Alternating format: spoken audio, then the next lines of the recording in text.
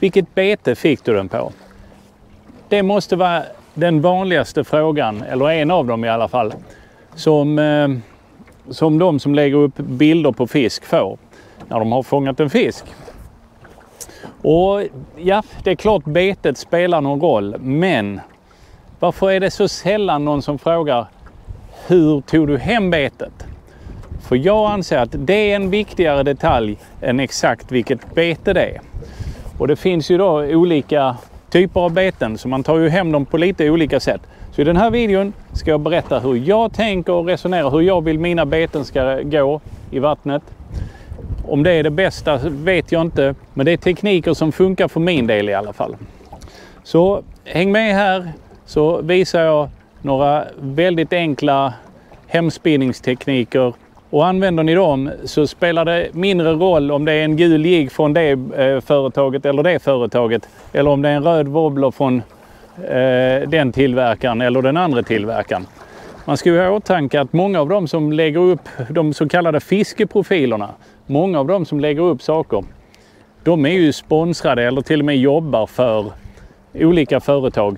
Så att det är ju ingen slump att det alltid är det senaste betet som eller den senaste färgen eller vad det nu är som de får fisk på. Det är ju ett försäljningsknep. Det är ju inte så att alla gamla beten man har och sånt är helt ute helt plötsligt. Det är bara det att folk vill ju, alltså företagen vill ju att sälja mer produkter så att säga. Men jag ska visa hur jag tar hem några olika typer av beten, så kan ni själva sen experimentera med just de betena ni trivs bäst med. Okej, vi ska börja med att kolla på hur jag tar hem jiggar och liknande modeller. Alltså om det är Ned-jigg eller en vanlig jigg eller ett chatterbait. Eller skedrag till och med för den delen. Jag tar hem dem på ungefär samma sätt och tänker på samma sätt.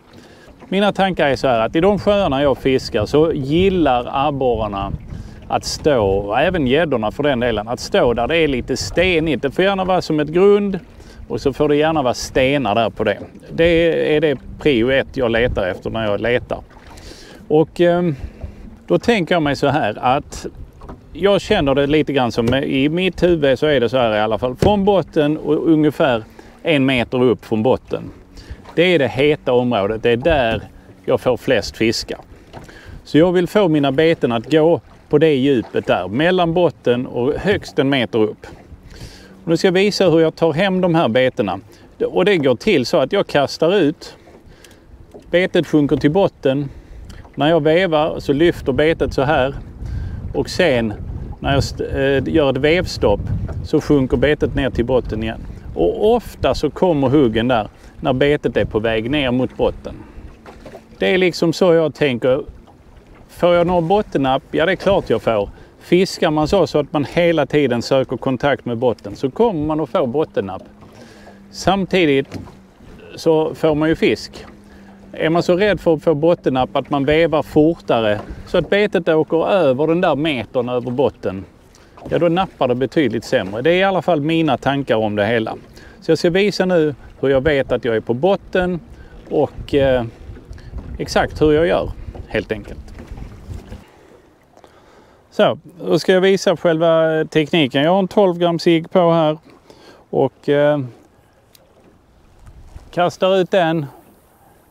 Slår till bygeln och kolla nu på linan där.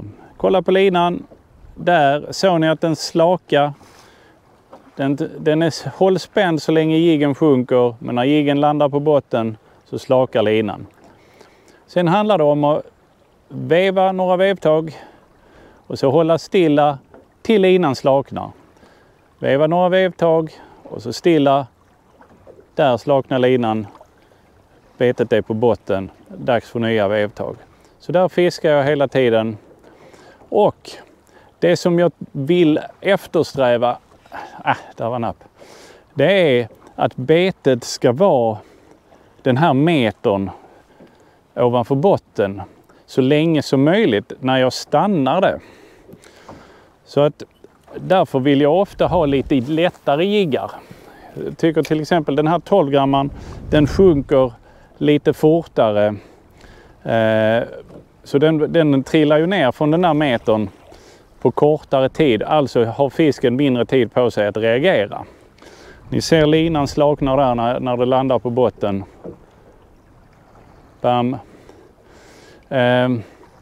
Så ofta vill jag ju ha lättare jiggar så att när jag slutar veva så sjunker det långsammare.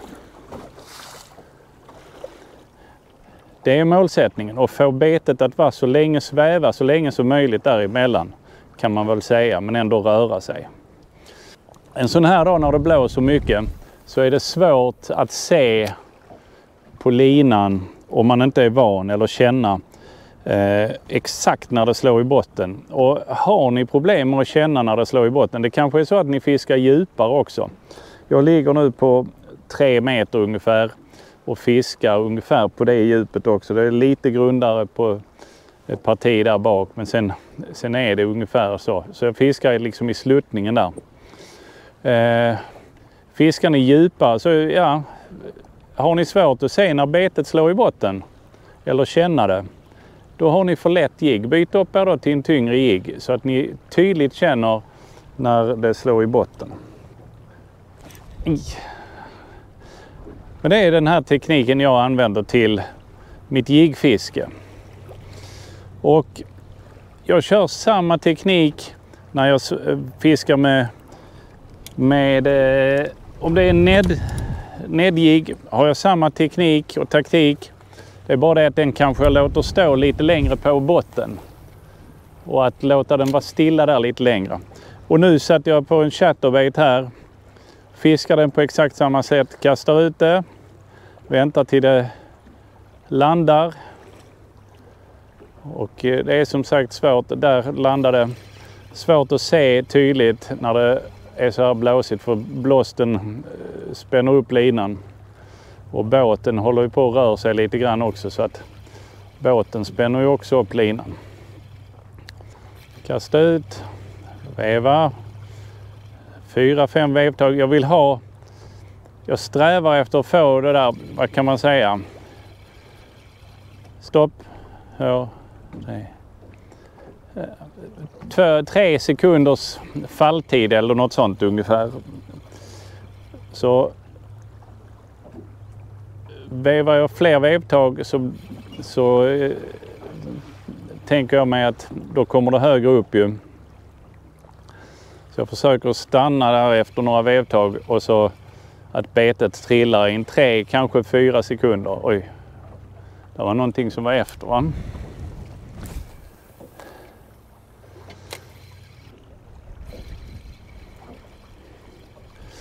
Och ofta så kommer nappen liksom medan man håller stilla. Medan man står och väntar på att betet ska slå i botten. Det är då man ska vara extra beredd. För det är ofta då själva hugget kommer. Då blir det pop, petar det till i grejerna.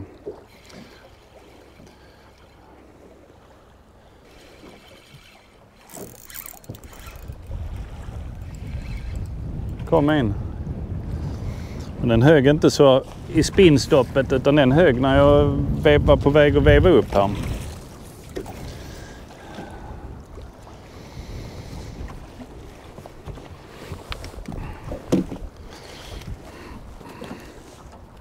Där har ni grunderna i hur jag tar hem mina jiggar eller chatterbaits. Är det någon som har egna tips att dela med sig av så skriv gärna i kommentarerna. Nästa bete jag ska visa hur jag fiskar hem, det är en spinnare. Och just i det här fallet är det en Bengt Öster-spinnare. Och starten är detsamma, jag kastar ut, låter det sjunka till botten. Kastar ut. Spänner upp linan så, slår till bygeln. Och så håller jag det stilla till det landar på botten. Och när det har landat på botten så vevar jag det så långsamt jag kan utan att det draggar i botten.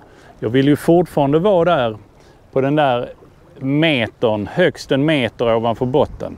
Så jag vill veva min spinnare så långsamt jag kan så att den håller sig där nere. Vevar jag fort kommer den upp i ytan. När man sen slår i botten med spinnan så känner man att då slutar den spinna.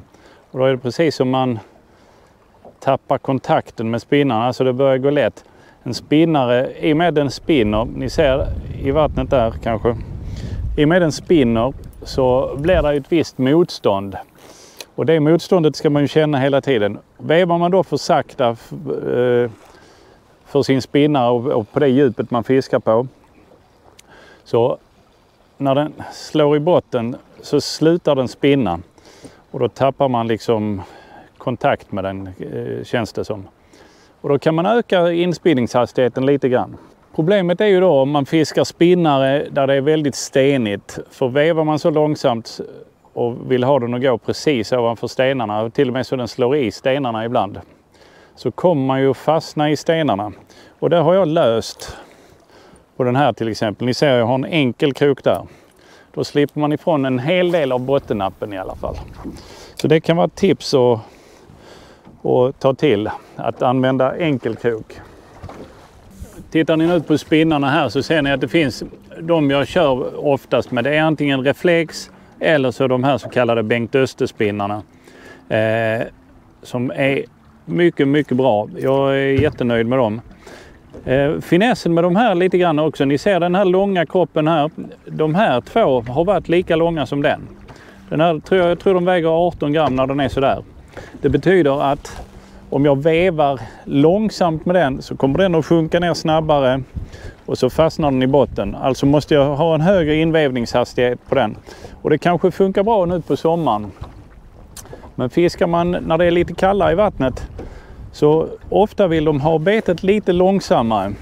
Och då har faktiskt Mats varit så snäll så han har sågat av de här. För det här är liksom sådana, där är ju dofttabletter till de här. Så man kan ju dela dem. Och då har Mats sågat av dem och gängat den så att man kan skruva ihop spinnaren så här. Och då får man ju bort ett antal gram från själva kroppen. Men skeden är precis lika stor. Alternativet är att man väljer då en annan spinnare med lite, som är lättare redan från början. Och så vevar man dem så långsamt man kan. Ibland är det riktigt bra. Jag har till och med en riktigt liten spinnare här. Det var inte den jag skulle ha fattat. Jag har en annan liten spinnare. Jag har till och med en riktigt liten spinnare där. Sådär. Och det där kan vara ruskigt bra vissa dagar. Vill de ha de där lite mindre betena. Men tanken är samma som med jiggarna. Fiska från botten och högst en meter upp. Veva så långsamt man kan. Det är mitt mål i alla fall. För det mesta. Och anpassa då ditt bete så att du håller dig i den här metern över botten hela tiden i princip. Går du ner och släpar i botten, veva fortare eller byt till ett lättare bete. Och för att undvika bottennapp, sätt på enkelkrok så slipper man ifrån en hel del av dem. Man missar en del, ja, man får upp fler mindre abborrar om man har en träkrok. Så enkelt är det. Men de större fiskarna glufsar ju i sig den utan problem. Det var spinnare det. Så, då kommer vi till vanliga wobblers som jag kallar dem. Alltså sådana wobblers som man inte görkar hem utan vevar hem lugnt och stilla. Och jag visar den här i det avsnittet där jag visar upp mina favoritbeten. Så jag ska börja med den och så ska vi titta på hur jag tar hem mina wobblers. Då kan vi titta här, det är samma tanke. Ner till botten och max 1 meter över botten. Fiskar jag högre upp än så efter abborrarna så tycker inte jag det känns som att jag får någon. Men om ni då tittar på de här wobbler-modellerna så ser ni att de har lite olika storlek på skedarna. Om det nu syns i bild där, det vet jag inte. Men som den, tittar ni på de två där. Det betyder att, och här är faktiskt Westin riktigt bra för de skriver ungefär vilka djup de går på. 2-4 meter går den på med stora skeden och 1-2 meter går den på med den lilla skeden. Så nu kommer jag fiska på samma sätt här. Jag kommer fiska och försöka få den att gå strax över botten. Så får vi se om det ger någonting.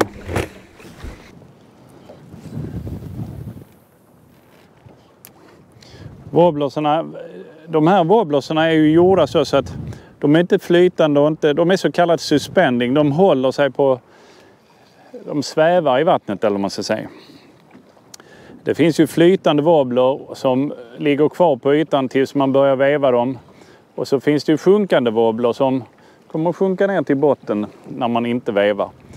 Men de här är så kallat suspending som då håller sig på det djupet där skeden drar ner dem. Och stannar man då och gör spinstopp så kommer de att hänga kvar i vattnet där. Vi kan se om det syns här. Ni ser den svävar där. Släpper jag den så sjunker den ju inte på som en sten precis. Den här gick dock lite djupt här kändes det som. Jag ska se om jag kastar ut där det är grundet sluttar ner där liksom. Så se om jag hittar ett djup som funkar. Annars får jag byta till en med mindre sked. Men fiskar ganska liknande. Det är bara det att här står jag inte och väntar på att den ska slå i botten utan jag vevar några vevtag, håller stilla och väntar på att huggen ska komma. Ofta kommer huggen där i spinstoppen. Men den går ner och käkar tång ser det ut som. Så det känns, då går den inte riktigt bra. Jag ska göra ett kast till, sen byta till en annan sked.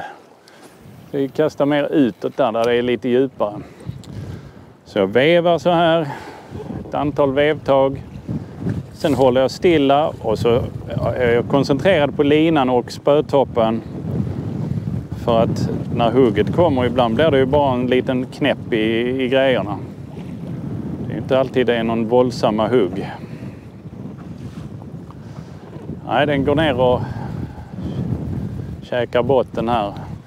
Och det funkar på många ställen. Om det bara är stenigt och sånt, inte så mycket krafts på botten, så funkar det rätt så bra. Ni ser här, den får med sig sån här goja upp varje gång. Och det förstör lite grann gången på wobblern. Så jag ska ta en annan wobbler. Det här är då en annan modell, men där står 1 till 2,5 meter på detta djupet. Så förhoppningsvis kan jag få den att gå på ett mer perfekt djup här. Vevar några vevtag, håller stilla. Vevar några vevtag, håller stilla. Vevar några vevtag, hålla stilla. Och som det är ganska vanligt att huggen kommer där när medan man håller stilla.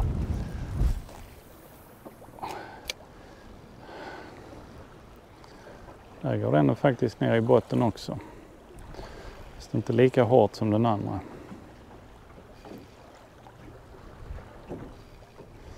De verkar inte vilja ha de här wobblersarna. Men det är så här jag fiskar dem i alla fall. Jag gör ett kast till där. Här var napp ju. Rakt nedanför båten. Fan. Fastnar de inte för. Det verkar inte vara något bete som de är så. Wow, det där ska vi ha.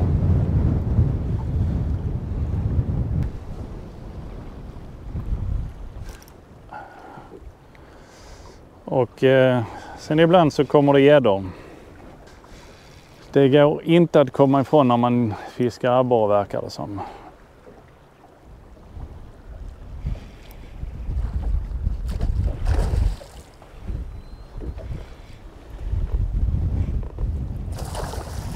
Ja. Det var väl lika bra så slapp jag ta i den. Sista kastet här med denna då.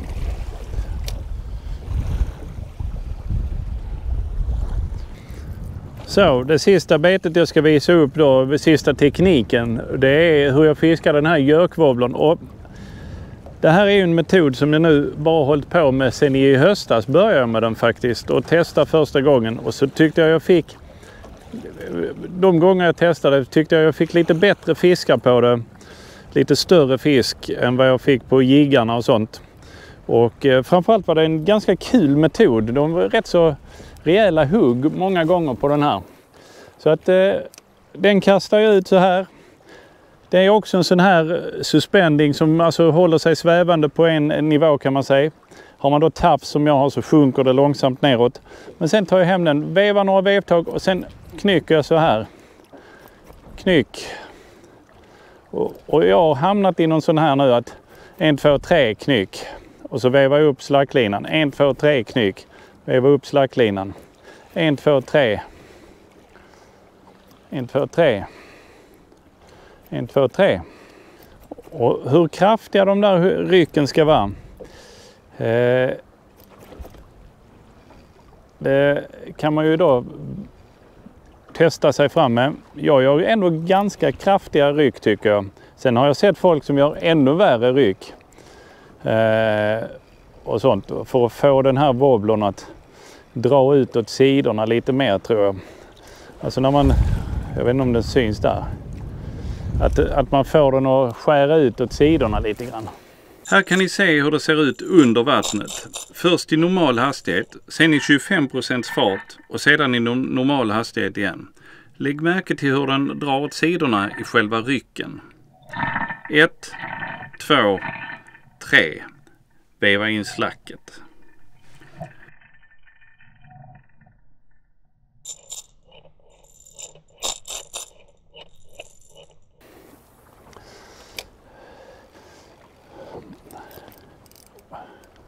Jag högg det nästan direkt ju.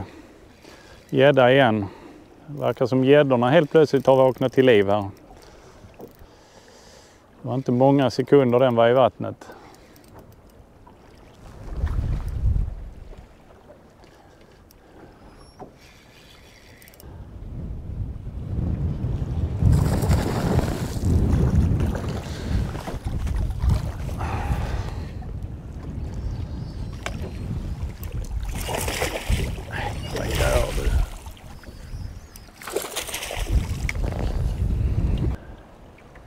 Låter den vara några sekunder här. Den hinner dra in lite färskt vatten. Och sen så gäller det att få loss krokarna här så snabbt som möjligt nu då. Sommargäddor kan vara extremt bråkiga och jag funderar alltid på om det går att landa dem utan hov. Eller kanske ta loss kroken direkt i vattnet. Men wobblers med 2 eller 3 krokar får mig oftast att välja hoven.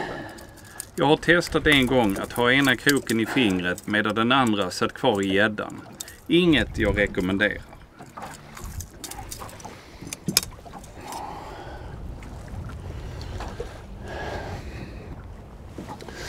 Ja, gick ganska snabbt det där. Ner med den i vattnet direkt. Så simmar den iväg. Så.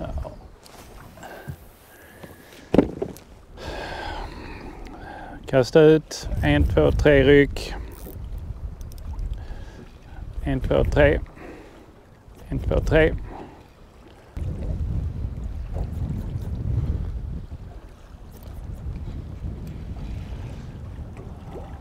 Så rent plötsligt blir det tvärstopp. Då är det en abborre som har tagit det. Känns okej den också.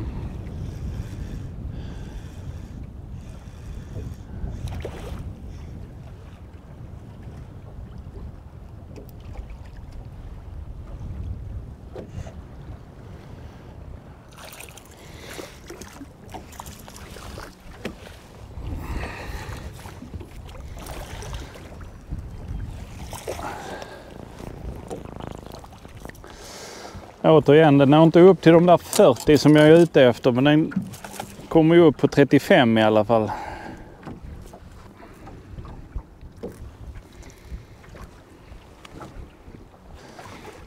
Ännu en 35 cm idag. De är coola, men de når inte mina 40. Jag är ute efter en 40 cm. Ja, det var 3 tekniker till de metoderna som jag använder mest. Nu är det ju såklart fritt fram för er att testa egna varianter och sånt och köra på ert. Men dessa funkar i alla fall. Jag får fisk med jämna mellanrum. Så att Stirra inte bara blinda på vilket bete folk använder alltså, utan titta även på själva fisketekniken. Börja med den egentligen, så blir det säkert bra. Och medan ni väntar på nästa film så kanske ni vill kolla på någon av de här som dyker upp här. Ha det bra, hej!